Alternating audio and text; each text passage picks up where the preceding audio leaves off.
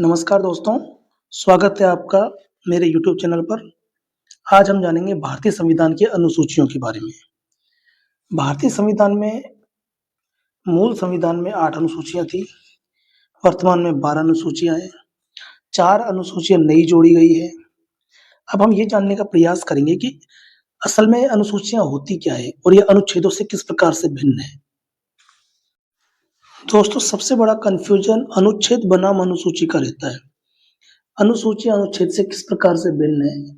जैसे हम जानते हैं अनुच्छेद 1 से लेके 395 तक अनुच्छेद है, उनके कुछ उप अनुच्छेद भी हैं, जबकि सूचियाँ 1 से लेके 12 तक है। असल में ये होती क्या है?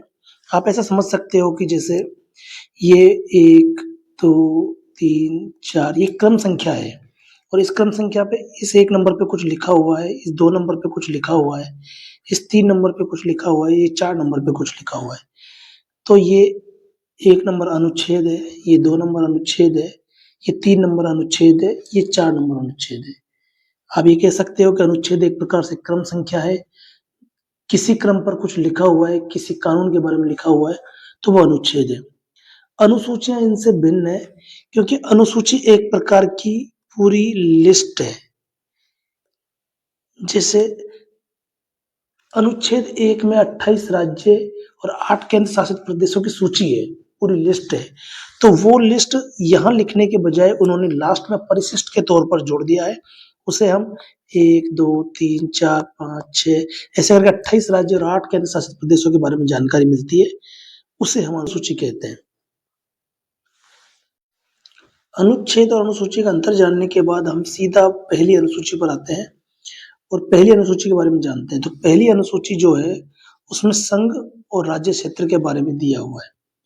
असल में पहली अनुसूची में 28 राज्य और 8 केंद्र शासित प्रदेशों का उल्लेख है, उनके नाम, उनकी सीमा और उनके न्यायिक क्षेत्र का उल्लेख है। इससे संबंधित जो अनुच्छेद है वो अनुच्छेद 1 और अनुच्छेद 4 है। इससे संबंधित अनुच्छेद अनुच्छेद 1 और अनुच्छेद 4 है।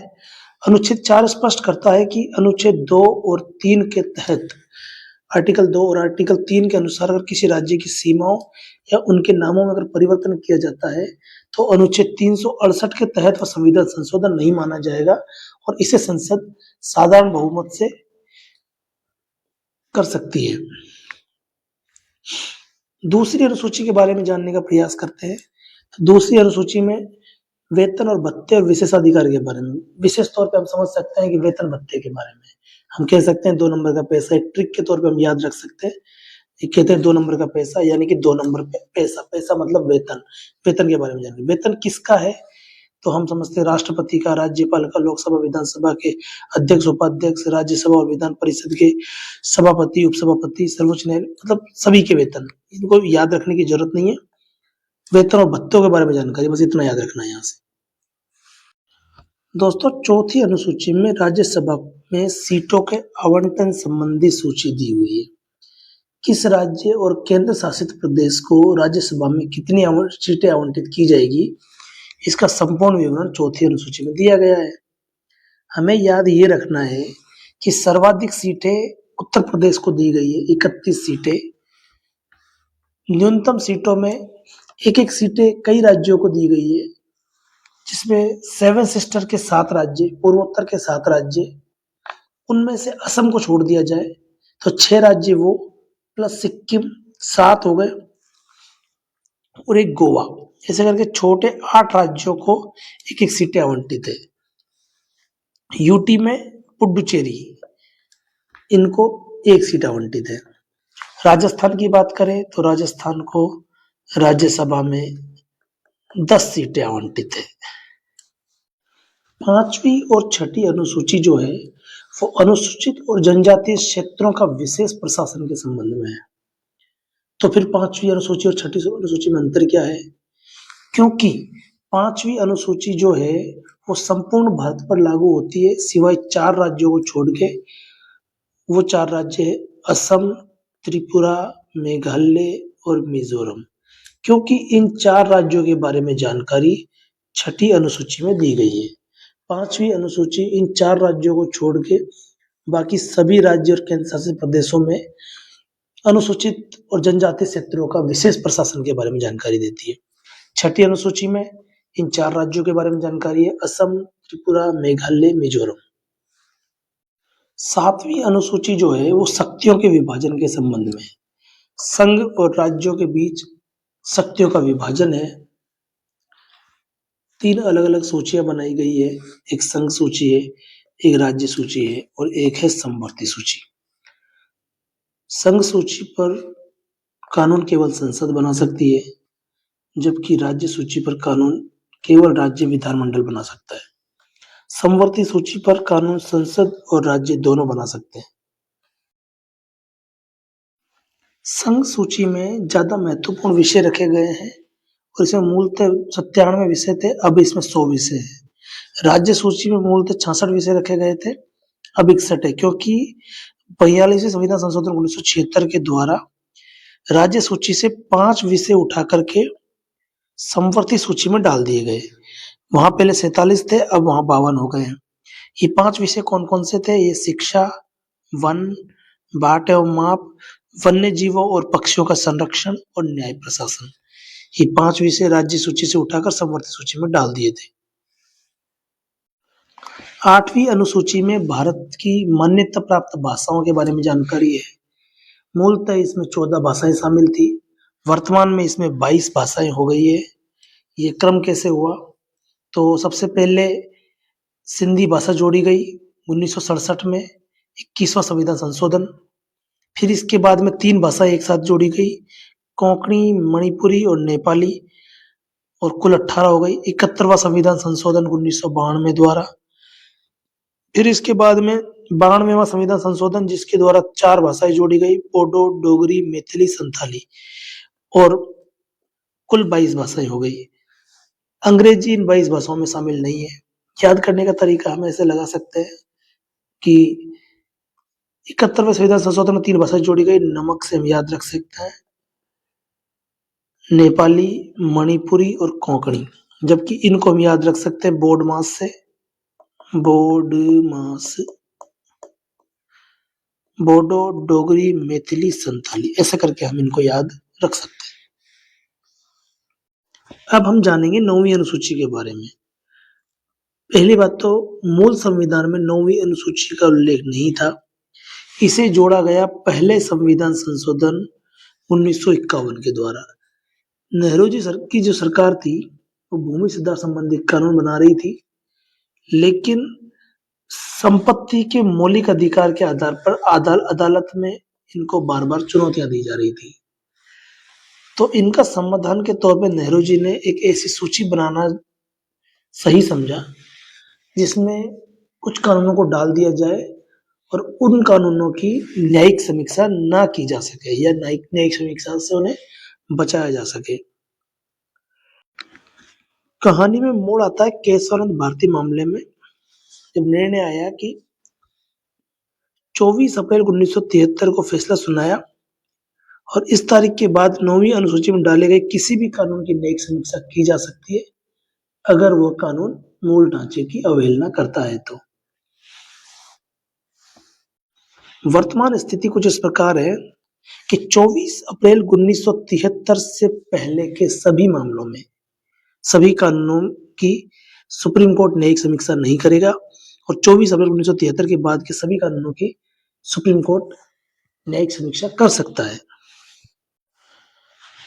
10वीं अनुसूची के बारे में जानते हैं। राजनीतिक स्थिरता शब्द क्यों लिखा गया है यहाँ पे?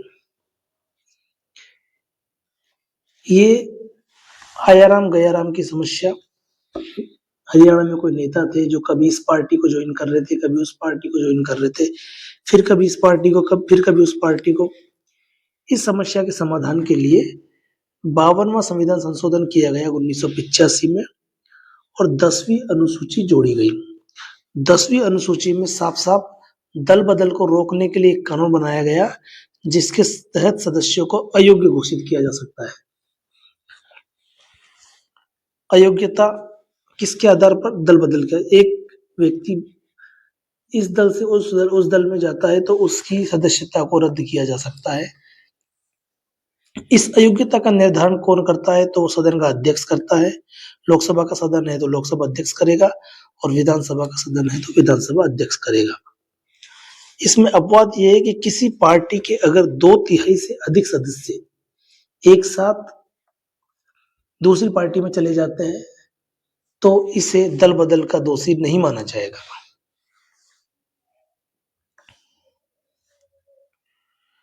न्यायिक समीक्षा के बारे में जानकारी ये है कि क्योतो होलोहन मामला 1992, इसमें सुप्रीम कोर्ट ने फैसला दिया कि अध्यक्ष का निर्णय जो है, जो लोकसभा अध्यक्ष या विधानसभा अध्यक्ष जो निर्णय लेगा सदस्यता को खारिज करने वाला, अयोग्यता वाला दल संबंधी, उस निर्णय की न्यायिक समीक्षा की जा सकती है। इसके बाद आती है 11वीं अनुसूची। 73वें संविधान संशोधन 1992 के द्वारा 11वीं अनुसूची को जोड़ा गया, जो पंचायती राज से संबंधित है।